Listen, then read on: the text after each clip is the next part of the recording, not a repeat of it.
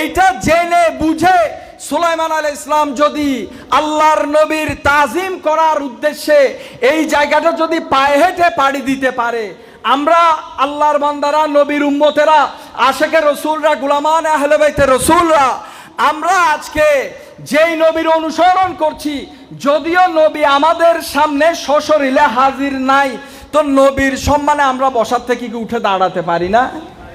পারি কি না? নজরিয়া, সবচেয়ে বড় জিনিস হচ্ছে আপনার নজর।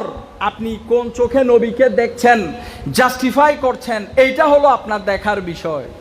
আপনি এমন একটা চশমা দিলেন যেটা দিয়ে সব সময় নবীর দোষ খুঁজে বেড়ান, এরকম চশমা নিলে আপনি মদিনা পাকেও আইবার আইব দেখবেন, অন্যান্য কিছু দেখবেন না। ফাকাত ইসলামের আলোচনা করে শুধুমাত্র আমলের কথা বলে আপনি জান্নাতে চলে যাবেন, এটা আপনার ভুল ধারণা।